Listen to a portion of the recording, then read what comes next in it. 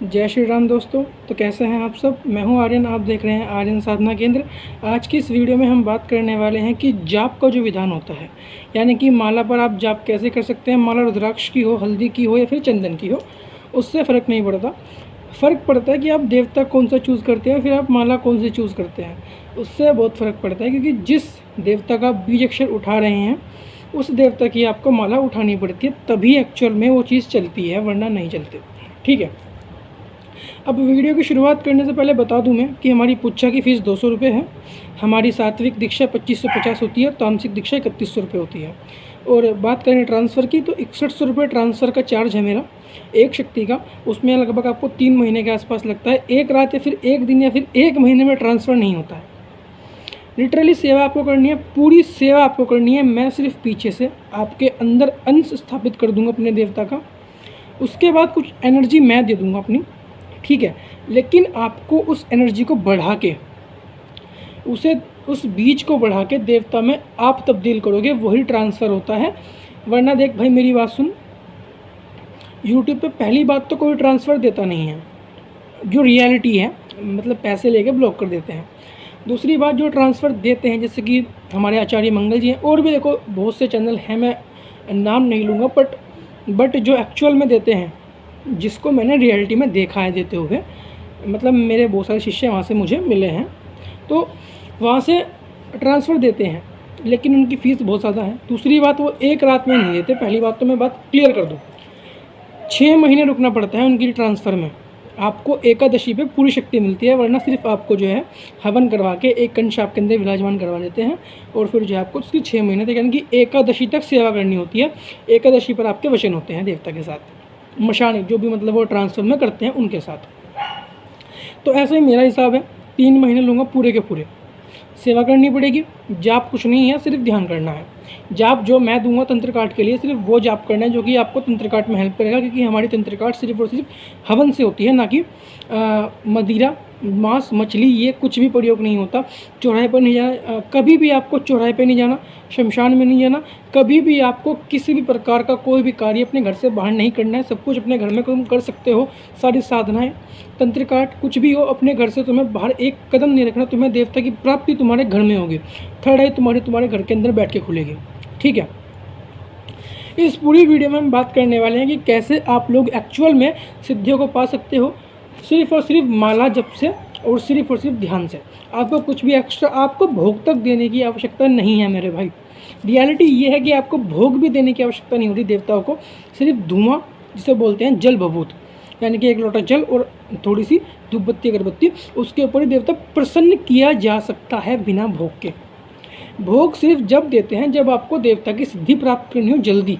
लगभग आपको जो है 1 साल के अंदर भगत बनना है, पूरा भगत बनना है। उसके लिए हम जो है मांस और मदिरा का प्रयोग करते हैं। लेकिन हमारे यहाँ पे कभी भी कोई भी मांस का प्रयोग नहीं होता है।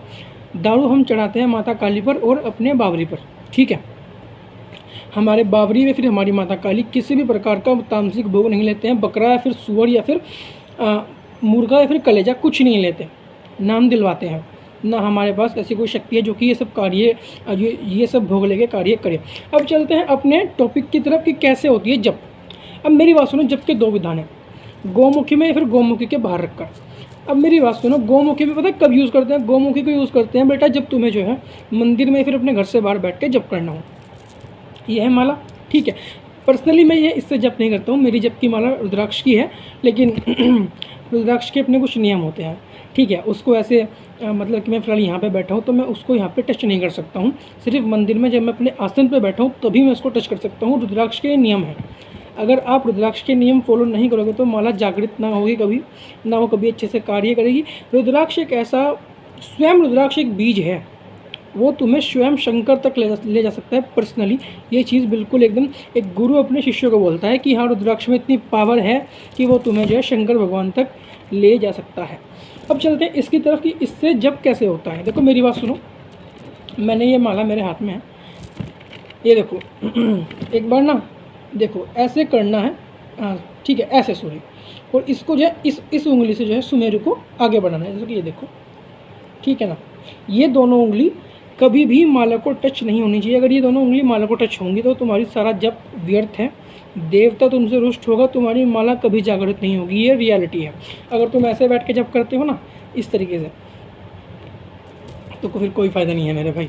ये रियलिटी है भाई सच में। अगर तुम ऐसे जप करते हो तो उससे कुछ नहीं होने वाला, तुम्हारा जब बिल्कुल वेस्ट जा रहा है। देखो हर एक एक्शन का एक इक्वल रिएक्शन आता है, बिल्कुल 100% ही होता है, लेकिन अगर एक्शन ही गलत है तो फिर रिएक्शन भी बेटा गलत आएगा। देखो तुम्हारे जीवन में परेशानियाँ आएंगी, तुम्हारे शरीर में कष्ट रहेगा, बीमारी, दर्द, पीड़, ये सब मतलब बना रहेगा।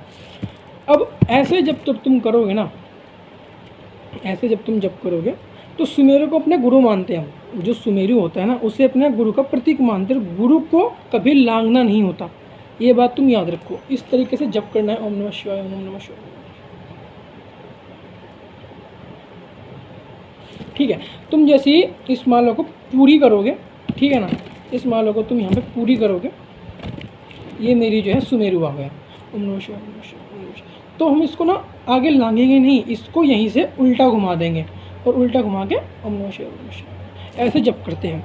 ठीक है, ऐसे ही तुम्हारी टोटल माला होती है 11 माला। कभी भी सुमेरु को नहीं लांघना होता। अगर तुमने सुमेरु को लांघ दिया तो फिर मामला ख़राब हो गया, पूरा का पूरा जप खराब, पूरी की पूरी माला खराब। ठीक है, दूसरी बात, फॉर एग्जांपल तुम हनुमान जी की सेवा कर रहे हो तो उसमें तुम्हें चंदन की माला बेस्ट रहेगी, चंदन और तुलसी की माला। राम जी कर रहे हो तो तुलसी की माला, शिव शंकर भगवान की कर रहे हो तो फिर रुद्राक्ष। माता काली की तुम कर रहे हो तो काले हकीक की माला बेस्ट है। लेकिन उसके अलावा रुद्राक्ष की एक ऐसी माला है जो कि हर चीज़ में, हर एक जप में, हर एक साधना में, हर एक विधान में एकदम मतलब कि फाड़ू चीज़ है, बस ये मान लो। ठीक है, उससे ऊपर कुछ नहीं है भाई। रुद्राक्ष एक ऐसा बीज है, एक ऐसी माला है जो कि हर एक साधना में, हर एक देवता पर कार्य करती है। ठीक है, अब जैसे कि ये हरे हकीक की माला है, इसको हम पर्सनली यूज़ करते हैं पीरों की साधना में, पर ये एक्चुअल में कर्ण मातंगी माता की साधना में भी यूज़ होती है। और भी बहुत सारी गुप्त साधनाएं हैं। माता काली में भी इसको आप यूज़ कर सकते हो, बस इसका रंग काला होगा, काला रंग होता है। दूसरी बात एक होती है नरमुंड माला। ठीक है, इसमें कि प्लास्टिक के नरमुंड होते हैं, तो वो भी माता काली, और फिर मतलब वो जो होती है वो माला शमशान के लिए होती है। जब करने का विधान ये है कि सबसे पहले क्या करना है, तुम्हें बैठ जाना है अपने आसन पर। एक बात याद रखोगे, तो अगर तुम्हारा आसन ही साफ नहीं है, तुम्हारा आसन ही शुद्ध अवस्था में नहीं है, तो फिर तुम्हारे जप जो होगा वो भी शुद्ध नहीं होगा कभी भी। अपने सबसे पहले आसन को शुद्ध करो।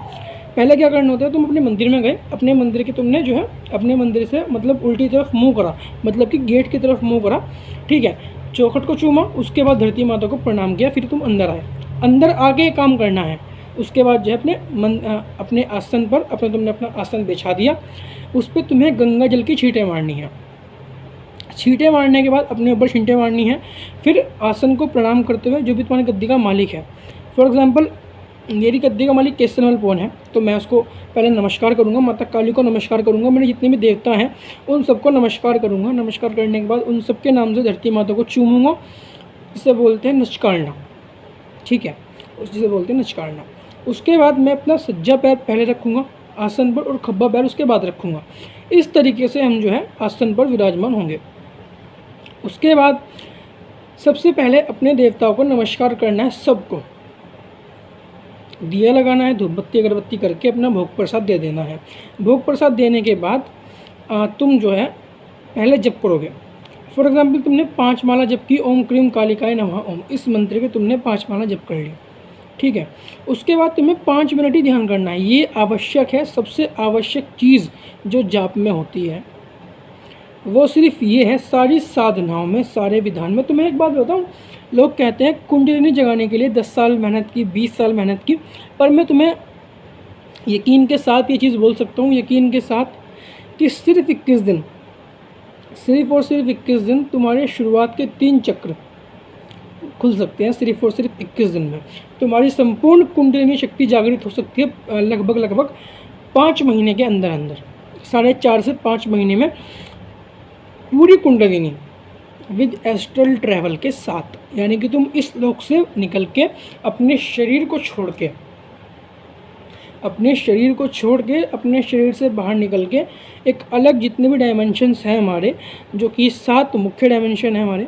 ठीक है, 7 जो है मुख्य डायमेंशंस हैं, लेकिन और भी लोग हैं संसार के जो कि पृथ्वी से बाहर ब्रह्मांड में वास करते हैं, उनमें तुम लोग घूम सकते हो। उसे बोलते हैं एस्ट्रल ट्रैवल, वो भी तुम कर पाओगे। तुम्हारे सारे चक्र खुलेंगे विद चक्षु चक्र, मतलब कि इसे बोलते हैं आज्ञा चक्र। ठीक है, आज्ञा चक्र के साथ तुम किसी के बारे में भी नेगेटिविटी चेक कर पाओगे।